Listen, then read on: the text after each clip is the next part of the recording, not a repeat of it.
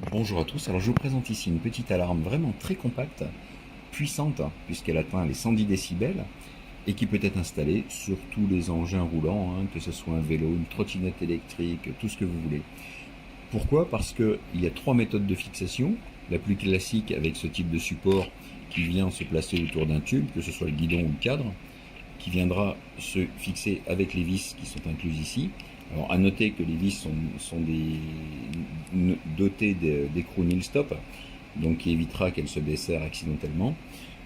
L'alarme viendra se clipser sur ce support ici qui lui viendra se fixer soit par adhésif, soit avec des colliers nylon. Donc trois méthodes de fixation sur le tube par collant double face qui est fourni ou par les colliers nylon qui sont fournis. Donc vous pouvez vraiment l'installer de toutes les façons possibles. Alors l'alarme, elle, est munie d'une batterie lithium rechargeable qui est non remplaçable. Le câble USB type C est fourni, vous voyez pendant la charge ça s'éclaire en rouge. Par contre le chargeur n'est pas fourni, mais vous pouvez utiliser n'importe quel chargeur 5 volts, par exemple celui de votre smartphone. La télécommande, elle, est fournie avec sa pile préinstallée. C'est une pile plate. Alors, vous avez au niveau du fonctionnement donc l'alarme à 110 décibels avec trois intensités sonores réglables. Par défaut, c'est au plus fort. Vous avez un déclenchement par mouvement, c'est-à-dire quand elle est activée, dès qu'il y a une vibration, un mouvement détecté, ça va déclencher l'alarme.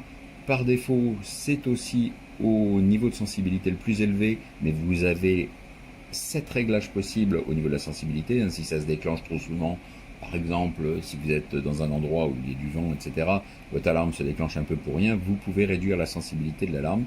7 niveaux encore une fois.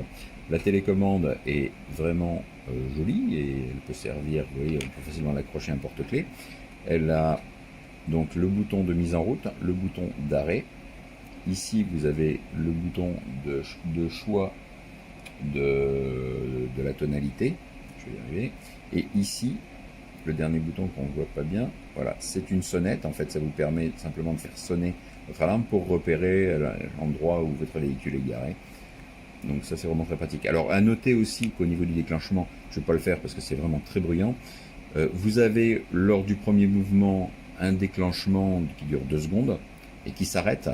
S'il n'y a pas d'autre déclenchement, s'il n'y a pas d'autre mouvement, ou vibration pendant les 12 secondes qui suivent, on en reste là. Par contre, si dans les 12 secondes qui suivent, vous avez de nouveau un mouvement, là, l'alarme se déclenche pour une durée de 30 secondes. Et ensuite, le cycle recommence.